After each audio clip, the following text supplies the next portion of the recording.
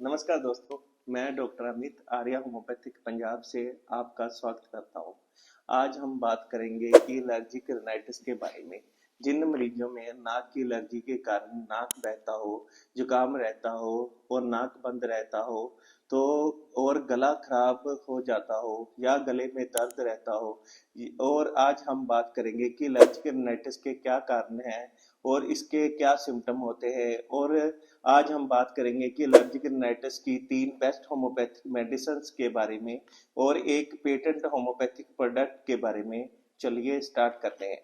Allergic rhinitis मतलब allergy से होने वाले जुकाम को एलर्जिक राइनाइटिस कहते हैं, या हम इसे कह सकते हैं कि नाक में होने वाली इन्फ्लामेशन जो एलर्जी करके होती है उसे एलर्जिक राइनाइटिस कहते हैं। इसका मतलब है कि आपकी बॉडी का इम्यून सिस्टम कुछ स्पेसिफिक एलर्जन से ओवर रिएक्ट करता है या अगेंस्ट रिएक्शन करता है, या उसे एलर्जिक राइनाइटिस कहते हैं।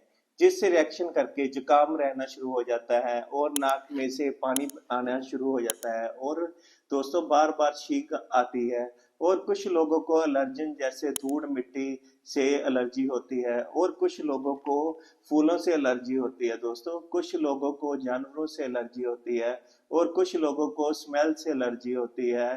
और अलग अलग लोगों में अलग अलग एलर्जिक कंडीशंस होती हैं। और अब हम बात करेंगे कि इसके क्या कोज होते हैं और इसके क्या कारण होते हैं जिसमें एलर्जिक राइनाइटिस होता है। जो नंबर 1 कोज होता है दोस्तों, जेनेटिक कोज। कुछ लोगों में अगर उनकी माता पिता को ये प्रॉब्लम हो तो उसके कारण उनको भी एलर्जिक राइनाइटिस की प्रॉब्लम आ सकती है।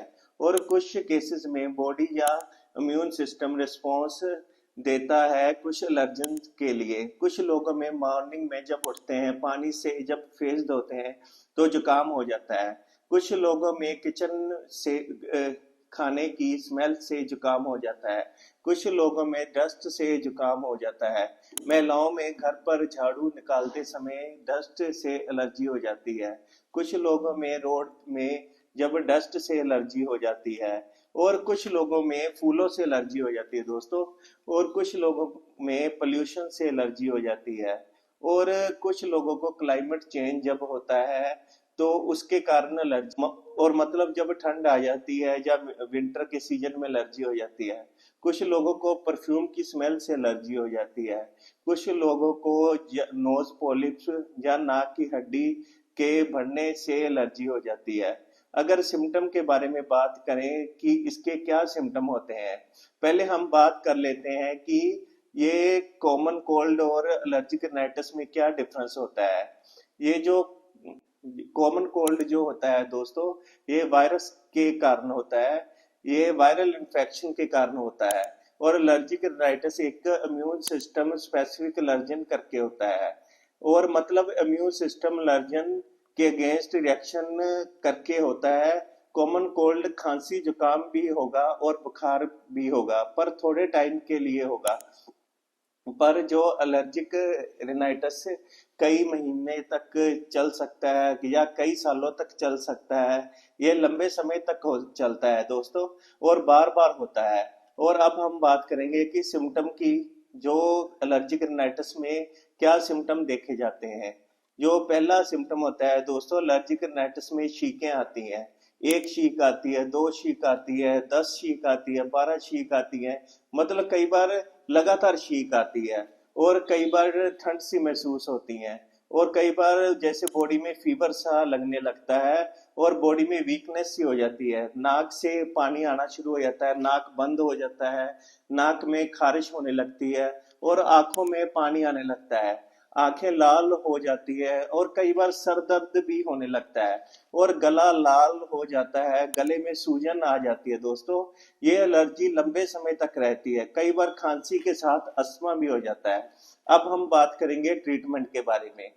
जो एलोपैथी में ट्रीटमेंट जो लॉन्ग टाइम चलता है दोस्तों, उसमें जो डॉक्टर प्रिस्क्राइब करते हैं एलर्जिक जो मेडिसिन के बारे में, जो वो एंटी एलर्जिक मेडिसिन लंबे समय तक खानी पड़ती हैं।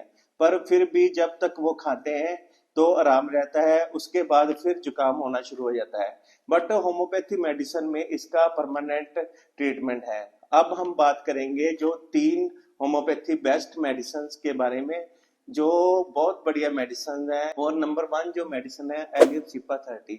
अगर नाक से पानी बहता हो और पानी के साथ जलन होती है और नाक में या आंखों में जलन होने लगती है और गले में खुजली होती है और आंखें लाल हो जाती हैं, नाक में लगता है जैसे जख्म हो जाते हैं, नाक बाहर से लाल हो जाता है दोस्तों, नाक की टिप बाहर से छिल जाती है, तो हम इसकी 2-2 बूंदे सुबह शाम 2 मंथ तक ले सकते हैं दोस्तों। नंबर 2 मेडिसिन है सेबेडिला 30। अगर ठंड लगने से एलर्जिक राइनाइटिस की प्रॉब्लम हो जाए और अगर ये ज्यादा परफ्यूम की स्मेल से या स्ट्रॉन्ग स्मेल से एलर्जी की प्रॉब्लम होती हो या तो सेबेडिला 30 की 2 ड्रॉप्स सुप मेडिसिन है नेट्रोम्यूर 6x, ये बायो कॉम्बिनेशन की मेडिसिन है। अगर लंबे टाइम से एलर्जिक राइनाइटिस की प्रॉब्लम हो, मतलब क्रोनिक एलर्जिक राइनाइटिस में बहुत बढ़िया ये काम करती है।